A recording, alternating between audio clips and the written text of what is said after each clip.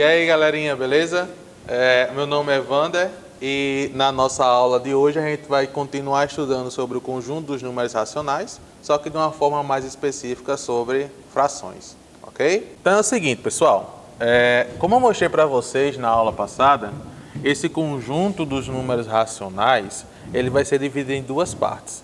A gente vai estudar primeiro a parte relacionada a frações e depois a gente vai estudar um pouco sobre a parte dos números decimais. Professor, já estudei isso lá no sexto ano. Eu sei, você já estudou isso lá no sexto ano.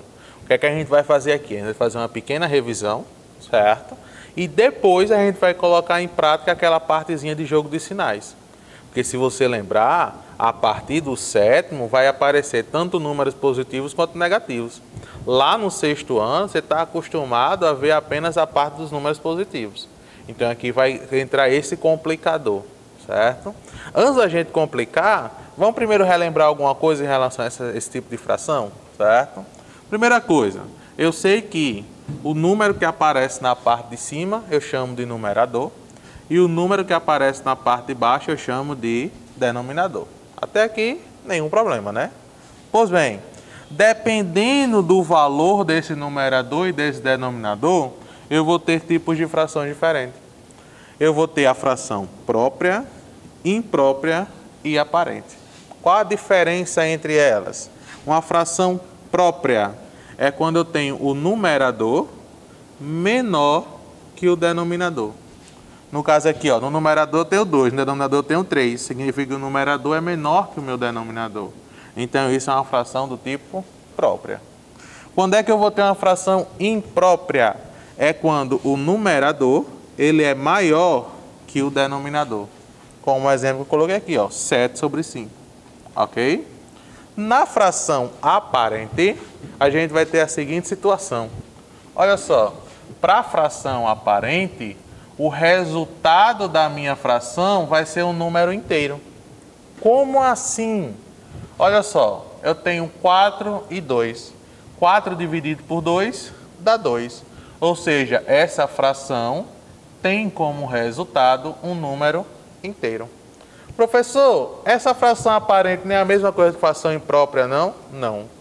Na fração imprópria, como o exemplo que eu coloquei para vocês ainda agora, 7 sobre 5, isso não me dá um número inteiro. Isso aqui vai me dar um número decimal, isso aqui vai me dar um número quebrado. Ok? Isso aqui vai dar aproximadamente 1,4. Já aqui não, aqui me dá exatamente um número inteiro. Ok?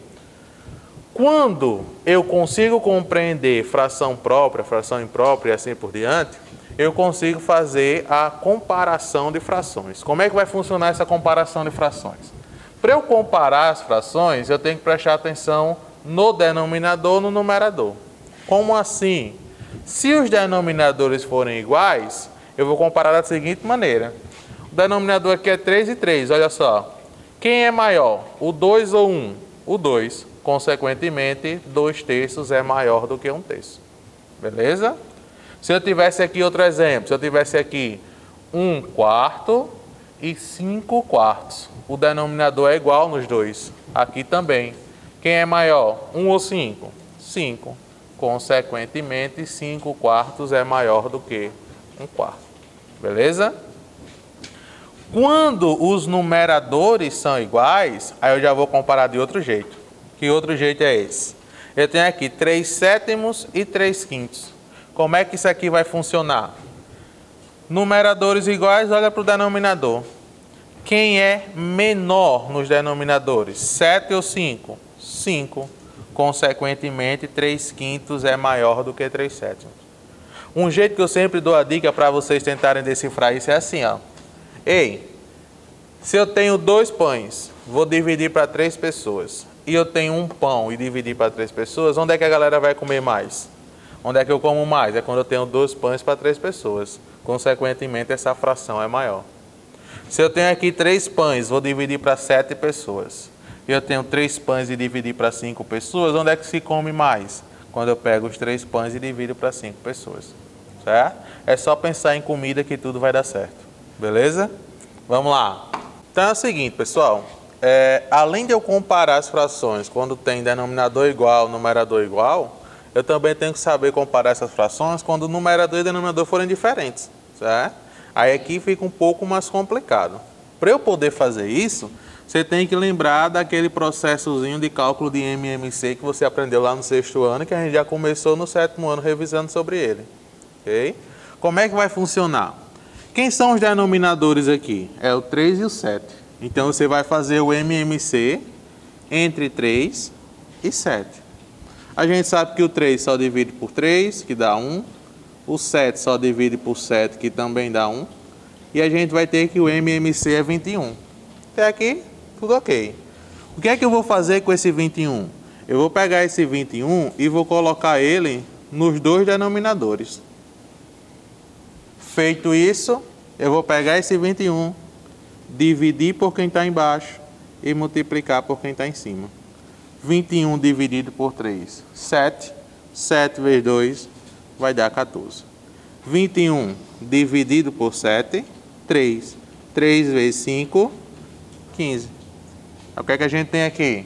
14 sobre 21 e 15 sobre 21. O que foi que eu fiz? Eu igualei os denominadores. Então, sempre que você tiver uma fração com numerador e denominador diferentes, você já sabe o que vai fazer. Você vai igualar os denominadores. Através de quem? Do MMC. Feito isso, denominadores iguais. Aí vai fazer aquela perguntinha. Se eu tenho 14 pães para dividir para 21 pessoas e 15 pães para dividir para 21 pessoas, onde é que a gente vai comer mais? Claro que a gente vai comer mais quando tiver os 15 pães. Então, 15 21avos é maior do que 14 21avos. Consequentemente, 5 sétimos é maior do que 2 terços. Beleza? Feito isso, vamos partir para algumas observaçõezinhas que são interessantes para a gente poder concluir essa parte de comparação de números racionais. Olha só, toda fração própria, aqui eu tenho que lembrar, o que é uma fração própria? É quando o numerador é menor que o denominador. É menor que toda fração imprópria.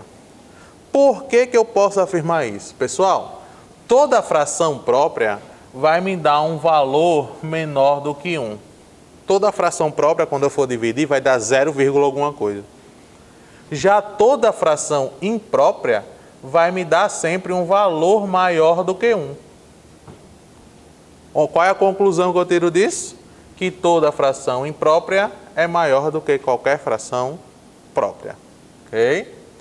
Toda fração positiva, ela vai ser maior que qualquer fração negativa. Aqui é só a gente lembrar. Se a gente tem uma reta numérica, o 0 está aqui no meio, qualquer número para cá é positivo, qualquer número para cá é negativo. Qualquer número que aparecer aqui vai ser maior do que qualquer número que aparecer aqui. Porque todo número positivo é maior do que qualquer número negativo. Toda fração positiva é maior que 0. Qualquer número que aparece aqui vai ser maior que 0. Consequentemente, o 0 vai ser maior que qualquer número que aparecer aqui. Ou seja, o 0 vai ser maior do que qualquer número negativo. Beleza? Vamos continuar?